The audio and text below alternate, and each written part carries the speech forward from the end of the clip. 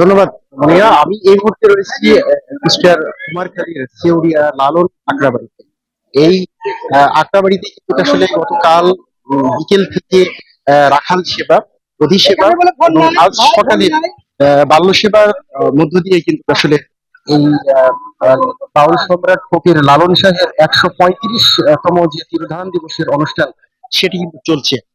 আহ আজকে দুপুরের পরেই কিন্তু আসলে পূর্ণ সেবার মাধ্যমে 24 ঘন্টা ব্যাপী যে সাধুসঙ্গ অনুষ্ঠান, যেটি বাউল সম্রাট ফকির লালন শাহ তার জীবদ্দশায় তার ভক্ত এবং শিষ্যদের নিয়ে করতেন, সেই সাধুসঙ্গ অনুষ্ঠানটি কিন্তু আসলে শেষ হবে আজকে দুপুর বা বিকেলের দিকে।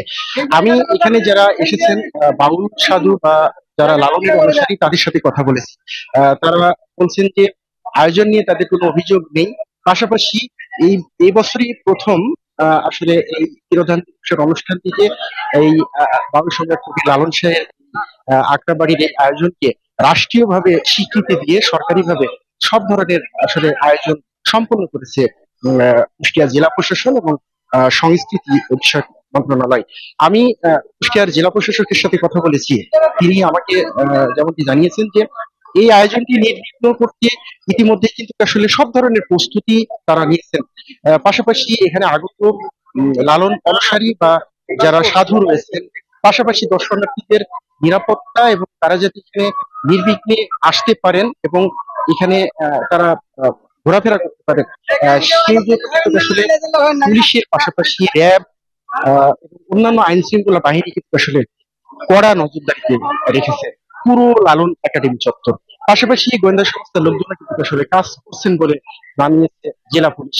জেলা পুলিশ বলছে ইতিমধ্যে সিসিটিভি সহ অন্যান্য যেসব আসলে উইং রয়েছে, গোয়েন্দা সংস্থা রয়েছে, তারা সম্মিলিতভাবে এই লালন একাডেমি প্রাঙ্গণে যে তিরোধান দিবসের অনুষ্ঠান সেটি নির্বিঘ্ন করতে কিন্তু তারা কাজ করছেন। এখন পর্যন্ত কোনো ধরনের অপ্রীতিকর কোনো ঘটনা বা এরকম কোনো খবর কিন্তু আমরাও পাইনি। এখানে যারা দর্শনার্থী আসছেন বা এসেছেন তারা যেটি বলছেন যে বাউল সম্রাট ফকির লালন শাহ তার যে আসলে বাণী বা তার যে গানের মাধ্যমে মানুষকে উজ্জীবিত করেছেন, মানুষকে সৎ পথে ডেকেছেন, মানুষের যে হানাহানি, রাহাজানি, মারামারি এবং শুধু মানুষের সাথে মানুষের যে সংঘাত, এইখান থেকে আসলে ফিরে আসতে লালনের বাণী এবং গানগুলো কিন্তু আসলে দারুণ ভাবে মানুষকে অনুপ্রাণিত করছে, যে কারণে লক্ষ লক্ষ মানুষ কিন্তু প্রতি বছর এই তিরোধান দিবস এবং তার যে স্মরণ উৎসব, এই দুটি উৎসবে কিন্তু আসলে এই আখড়াবাড়িতে আসছেন। তারা বলছেন এই আয়োজনটি আরো সম্প্রসারিত এবং যারা আসছেন তাদের চলাফেরা সহ আনুষঙ্গিক সার্বিক সহযোগিতায় সরকারিভাবে আরো এই সম্প্রসারিত করা হবে, এমনটাই তারা দাবি করছেন। তো এই ছিল লালন তিরোধান দিবসের আয়োজন নিয়ে কুষ্টিয়ার ছেউড়িয়া আখড়াবাড়িতে সর্বশেষ। ধন্যবাদ লালন আপনাকে।